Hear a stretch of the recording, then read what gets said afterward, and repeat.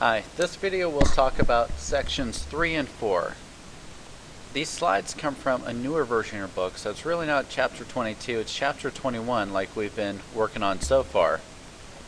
So our objectives, you don't have to copy down these yet, but we want to take a look at organic reactions such as substitution, addition, condensation, and elimination.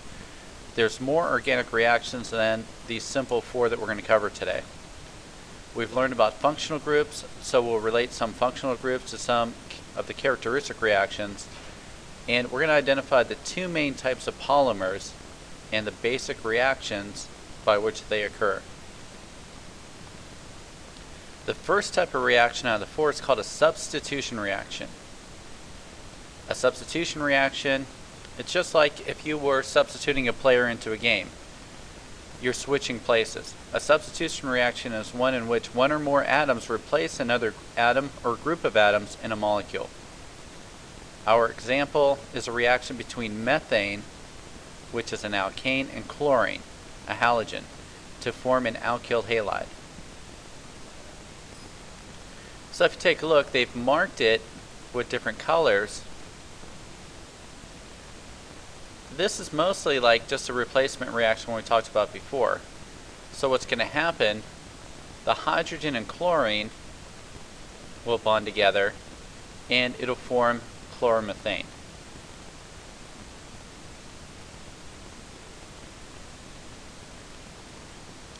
The second type of reaction is called an addition reaction. It's in which 2 parts of a molecule are added to an unsaturated molecule, increasing the saturation of the molecule.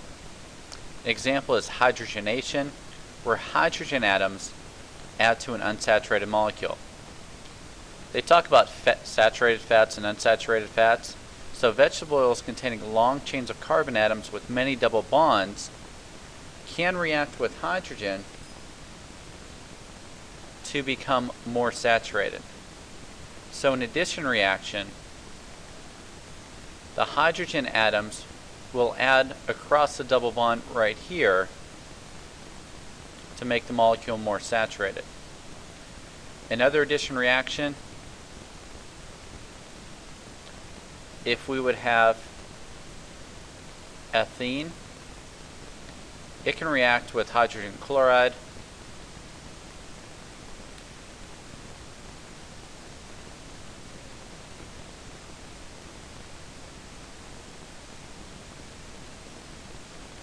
so we can make chloroethane.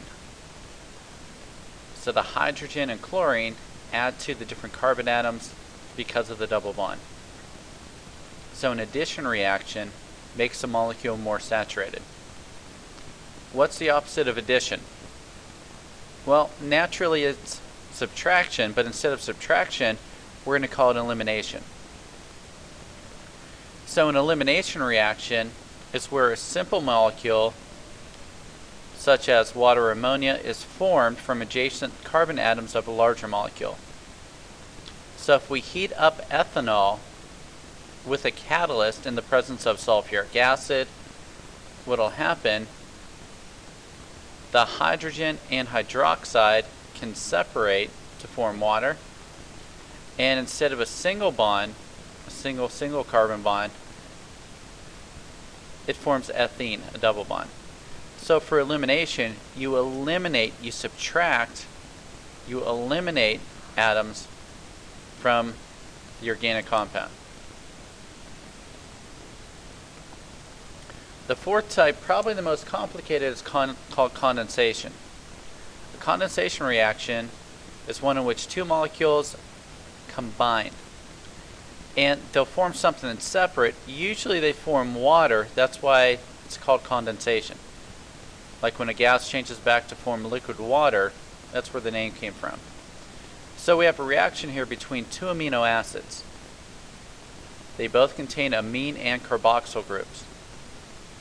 So with condensation, what will happen, it's different than substitution because it'll form water. Then these 2 larger molecules combine to form even something larger. So we have 2 amino acids that form a dipeptide in water.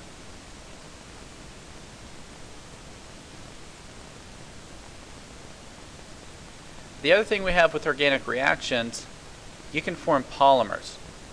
Polymers are large molecules made up of many small units bonded to each other. They're joined through organic reactions. The small units are called monomers. So the difference between those two words, poly means many, mono means one. So a monomer, those are the repeating unit of the polymer. So a polymer can be made from identical or different monomers. You can have comonomers. A polymer made from two or more different monomers is called a copolymer. And there are different examples we'll see, but polymers are all around us. Natural polymers might be starch, or cellulose, or proteins. Synthetic polymers are the plastics and other synthetic polymers such as polypropylene that we use every day. So the simplest type of polymer, just like we had reactions before, are addition polymers. An addition polymer is formed by addition reactions between monomers that contain a double bond. So an example, molecules of ethene can polymerize with each other to form polyethylene. So what would happen, this double bond has 2 electrons in it. So if you think about 1 electron on that end of the molecule, 1 electron on that end as the catalyst helps to open up the double bond. So it would repeat. As many monomers you have, that's how long the chain will be. So it'd be CH2, CH2, then this direction, CH2, CH2, CH2, CH2, CH2, CH2, CH2, CH2. So instead of writing all those, they just write N, because in this direction it would be CH2, CH2, CH2, CH2. I think hopefully by now you get the hint. So a polymer, the double bond opens up when it's an addition polymer to make a longer and longer chain. This reaction can be repeated hundreds or even thousands, even up into the millions of times.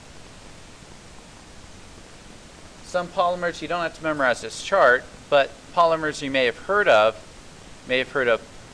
polypropylene. It's used in some plastic bottles.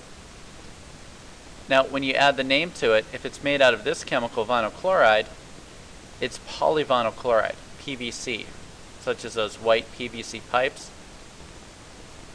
Polyacrylonitrile is used in fabrics. Polystyrene has another name that we've already used in lab for our fancy calorimeters, a well-insulated container. Polystyrene is styrofoam. So polyethylene in different forms, I show some examples on this slide. So those are some of the abbreviations that you might see on some of the items, even plastics, some of your pop bottles. So the P means poly, the E means ethylene. So this one right here is high density polyethylene. So this is where it doesn't have any branches, they can stack in real tight. It's a harder plastic than this plastic bag that would be low density polyethylene. This one almost has some side chains that help to space it out. So it's a softer polymer because the polymer chains don't align as well. For this one here, this milk crate, it's even a more rigid polymer because if you look right here, the polymer chains are joined together. When you join polymer chains together, whether it's chemically or if you add something else to it, we'll do a lab on it during this chapter, it's called cross-linking. So Cl stands for cross-linked polyethylene. It would be stronger than the other two. Addition polymers would be the first type. The second type of polymer is called a condensation polymer, just like we had a condensation reaction. Monomers of condensation polymers must contain 2 functional groups.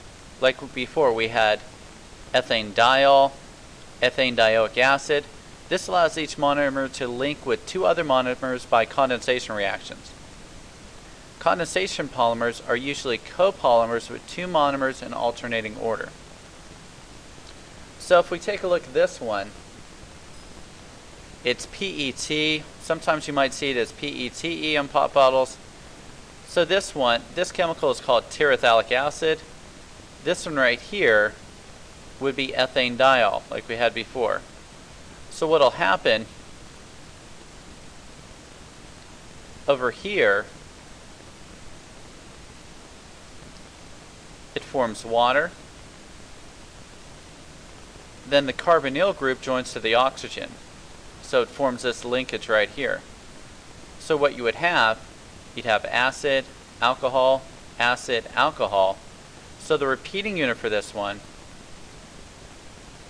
how we drew an N before, the repeating unit would look like that. You will not have to draw out any of these polymers yourself on the test, or even the reactions. You'll just have to recognize them. So these condensation polymers, they will cross-link through hydrogen bonding. So these are some of the stronger plastics we might have. You might have something like a Kevlar vest. You might use these for aircraft car parts because they're a lot more rigid, some of these condensation polymers. So please do look up and complete sections 3 and 4. If you have any questions, please ask in class.